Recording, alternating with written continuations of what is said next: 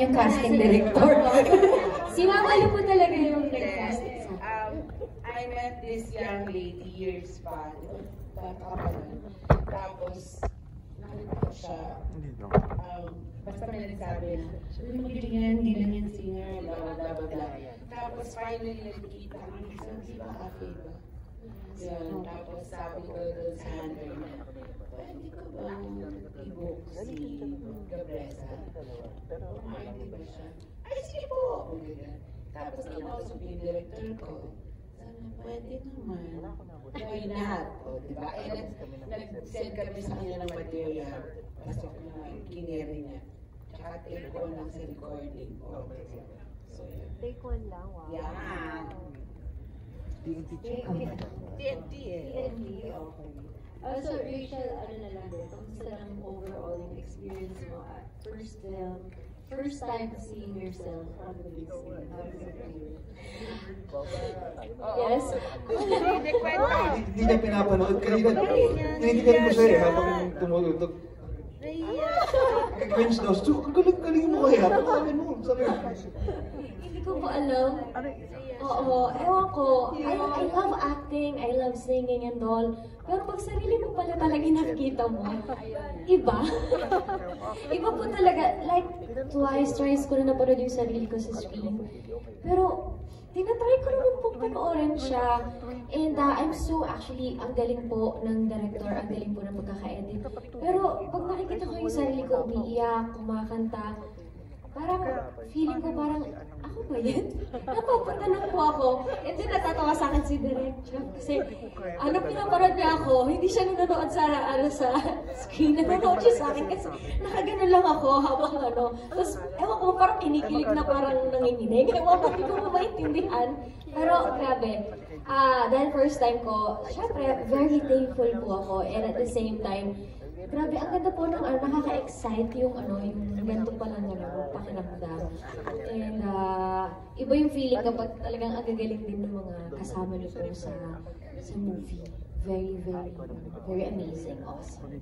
Thank you, Rachel. Thank you so much po. Maraming salamat po. Next question po. Yes, ma'am. Nasa taas po. Sige, si Faith na bahala dyan. Hi, babes.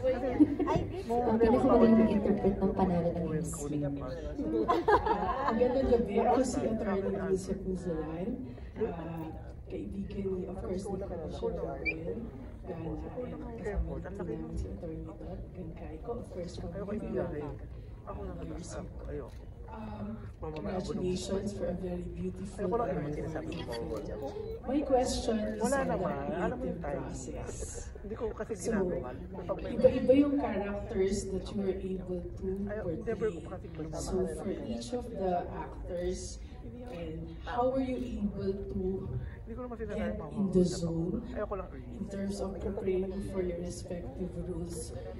Kinausap niyo ba, for example, or nag-observe ba kayo nung mga nandun sa real life situation, or did you draw from your personal experience?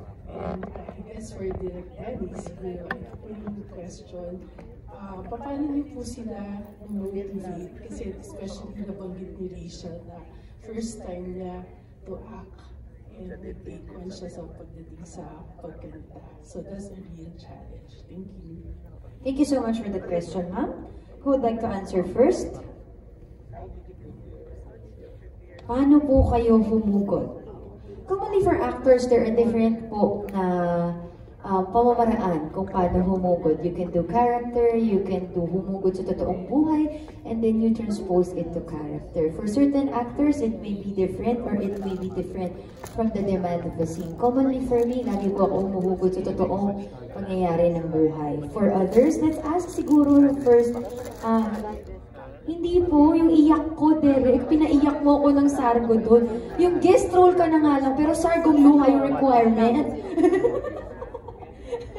Ako siguro medyo happy ako sa character ko, no? Kasi hindi talaga ako yun eh.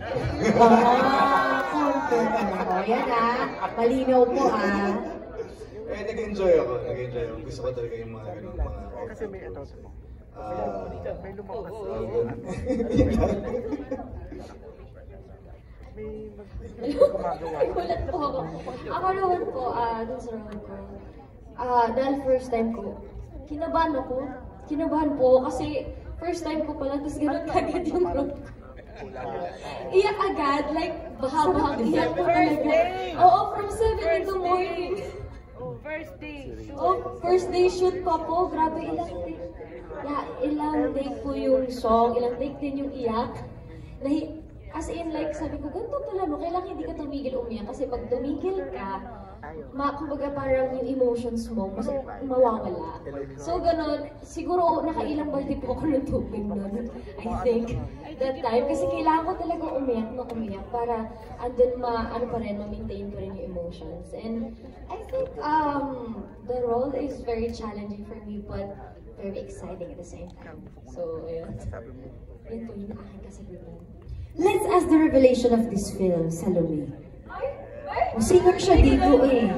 Dito sa pelikulang to na-discover namin na singer pala si Salome. For me kasi, parang yung interpretation of yung character ni Lucy, as in sobrang, she lost everything. Her character lost everything. She made some really awful decisions involving herself and her baby.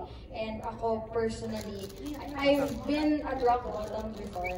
Pero I'm fortunate enough to have not been in a situation as sticky and unsalvageable as Lucy. So I really tried to imagine like what it was like to lose everybody, to have nobody to turn to. Parang isa na lang yung mahal mo sa buhay yung baby mo, tapos mawawala pa yung access mo sa kanya. So I really tried to put myself in a really dark place. Tapos doon ko siya naihugot for the performance for the movie and for the singing naman. Ayun, I really tried to interpret the song as best as I can given yung notes ni Nanay Ping and ni Direk. So, yeah. Let's give a round of applause for Salome. Let's also ask some of our introducing actors. Let's ask Diani. This is your first film and you're also a singer. Kumbaga yun yung primary mo and then secondary yung acting. How does it feel? Paano mo, kumbaga pinondohan ang pagiging actor mo dito sa musical na ito? Wow, ang hirap na question. Sorry, paano ka humugot? O, dinalian ko na. I'd say kinuha ko po yung hugot ng emotion based on real life po, sa things na nakikita ko sa totoong buhay. Kasi po, most of the time po, pag nasa EDSA po kami, ang dami kong nakikitang yung mga ganun po, batang langsangan.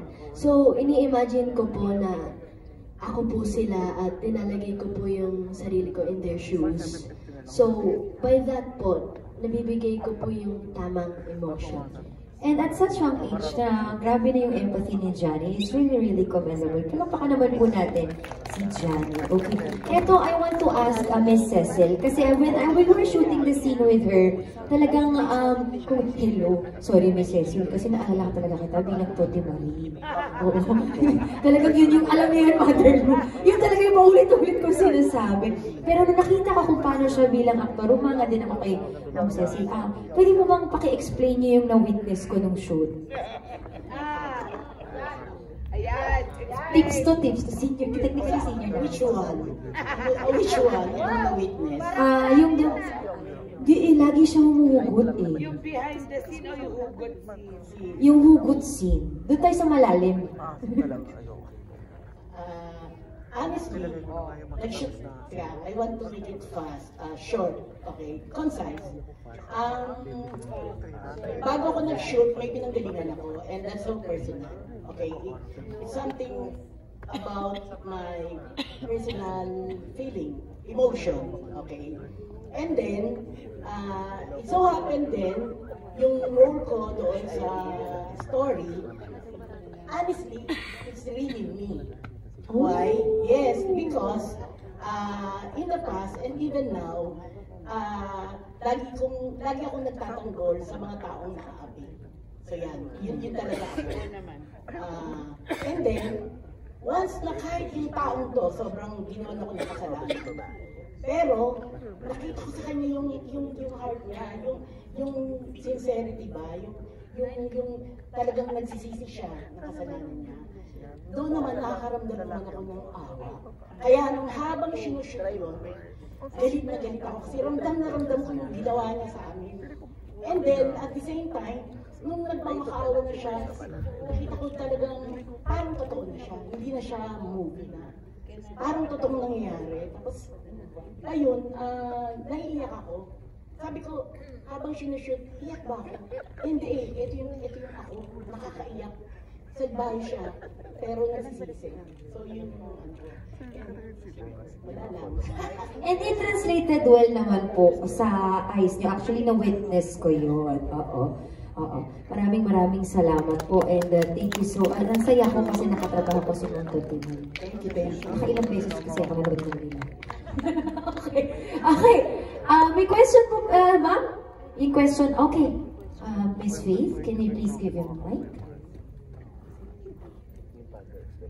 Ayan, good evening po.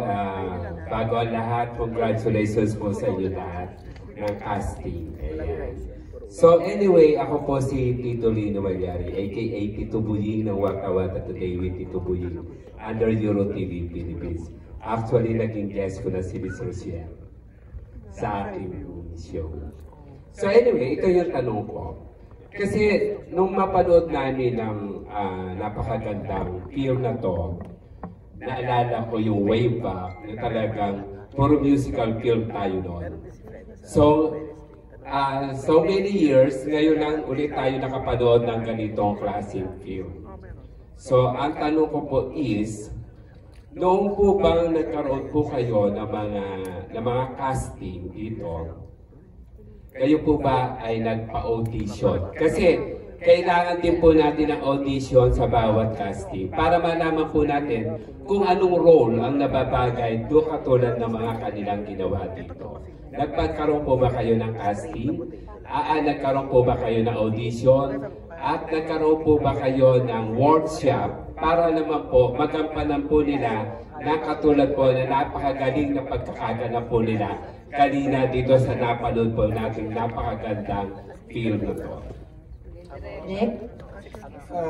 Gusto kong sabihin na nung nabanggit ko na doon sa ibang nagtanong, ito po una namin pinag-usapan ni Nanay Bing way back 2019 na gagawin itong pelikula. Kaya lang inabutan ng pandemic. Pero simula pa noong 2019, na nabubuo na yung kwento at sabi ko rin nga kanina, yung characters na nandito galing dun sa original na dula. Simula pa lang noon, nagka-casting na ako sa utak. Tapos ang partner ko nga na si Lou, casting director din. So nagka-casting na kami. At merong mga tao na sigurado kagad namin na kasama na namin. For example, si Direk Jeffrey, tagal na namin kasama. We work together very closely. So kumbaga, nakahanapan na namin kung ano yung role. May mga ganun na. Tapos, tinitingnan ko na kung sino yung mga pwedeng maging artista. Ang isa sa pinakamahalagang role na nakita nyo, si Gianni, yung sa role ninyo. Ito yung kwento. Nag-guest ako sa PTV4 sa isang morning show na as a resource person. Tapos may bata rin na nag-guest na kumanta. Right there and then, sinabi ko sa kanya at sa nanay niya, may gagawin akong musical. Pwede ka bang sumali doon sa pelikula? Pero just to be sure, sabi ko, punta ka doon sa audition para makita ka rin ng anong casting. So this was 2022. 2022, kita ko si Gianni. Tapos, hindi namin matuloy-tuloy yung pelikula kasi yung pag-schedule ng mga artista, kasi may mga characters kami na gusto. For example, sigurado kagad kami na si Rachel was going to be in it. Hindi pa namin sigurado nung una kung pwede si Geneva. Finally, pumayag siya. Kasama pa sa casting namin noon, kay Ricky Davao. Yung paano namin pagdudugtong-dugtong, inabot ng taon. Tapos kami ni Gianni at saka ng nanay niya, direct tuloy na ba tayo? Sandali, wait muna. Isa pa, si Carlon Matobato, kinausap ko para mag-choreograph ito 2023. Sabi ko, Carlon, may gagawin akong pelikula. Ito yung choreographer. Inabot pa ulit kami ng isa pang taon bago sila, tuloy na tayo. So, iba't iba yung paraan ng pag-cast, no? Kaya nagsabi ko nga, si Salome, hindi ko alam, wala sa isip ko si Salome, kundi sinabi ni Luna, nakakakanta yan, ha? Sabi ganyan. Tapos nung tinry namin, ito ba, alam nyo, isa pang, pati si nanay kinumbinsi namin. Kasi doon sa original play, ang isa sa mga kumanta nung kanta niya, si Dulce. So ang layo talaga nung character. So meron kaming gano'n na talaga, tingnan natin. So yung casting, iba-iba talaga. And then yung at a certain point, meron akong shortcut na yung ibang mga artista na kilala ko na alam ko na, hindi ko na kina-audition. So for example, lahat ng mga kasamang empleyado ni Cecil, estudyante ko sa Tanghalang Filipino Actors Company. So kilala ko na sila, alam ko na yan. Pagkatapos, yung lahat ng mga manong at manang, mga kakilala ko rin, ng mga dati ko na rin naging artista na direct ko na sa teatro o kaya sa pelikula. Ang sabi ko na nga lang, Neil, may ganito ha, punta ka, ganyan, okay ka, okay. Sa totoo lang, hindi nila alam kung sino yung ka-eksena nila. Nagkita-kita lang sila sa set. Saka lang nila na alam, kasama ka rin. Magkakakilala na sila. For example, si Pio O'Hara at si Madeline Crash, hindi ko sinabi na silang dalawa yung magkasama. Pagdating nila sa set, ay, ikaw. Pagdating tuloy sa set, biglang nagkaroon ng, uy, tayo pala nandito. Teka muna, hindi lang. Uy, hindi tayo pwedeng, kasama natin si ganyan. So pagdating nila sa set, ang ingay-ingay nila sa set, kasi wala pa akong sinasabi, pinag-aaralan na nila yung linya, pinag-aaralan na nila yung kanta, pinag-aaralan na yung choreography. Pagdating nila sa set, at isang take, sabi ng assistant director ko, sabi niya, Direk, ang ganda talaga, ang saya-saya. Pag teatro yung artista mo, nanonood lang siya, gano'n na kami. Yung the whole scene na nakita niya, yung first scene ng mga manang, that was just one whole take. Good na yun. And then nagkumuha lang kami ng mga close-up. Pagdating namin, yung lahat ng choreography nila, we did it like, for example, in 2 to 3 hours tapos. And alam niyo naman sistema natin, they had to learn it on the spot during the day. So, a quick and short answer, yes, may audition, but there was also a matter of knowing who to cast. And then again, also the trust that I had placed on my partner and casting director. Pag sinabi niya, yan. Meron pa kami mga pinag-aawayan. May isa pa kami kwento. Isa pa. Hindi, aside from him. Sabi niya, sino yung kakast natin? Kahit yung, alam niyo, pinag-aawayan namin, kahit yung maliit na role. Yung warden. Sabi niya, sino yung warden? May kinast siya. Ako direct, hindi available. Sabi niya, may naisip ako pa na ganyan. Sabi ko si Lot. Ayun! We were thinking about the same thing. No? Na gano'n. At kung yung hindi kami, walang nakapasok dito na hindi kami nag-agree kung na yun na artista. At nakita niyo naman, I think one of the strengths of the film is that the cast is very good. They were able to convince you about the emotions that they were playing. Thank you very much. At dahil dyan, maraming salamat po. Pinagkatiwalaan niyo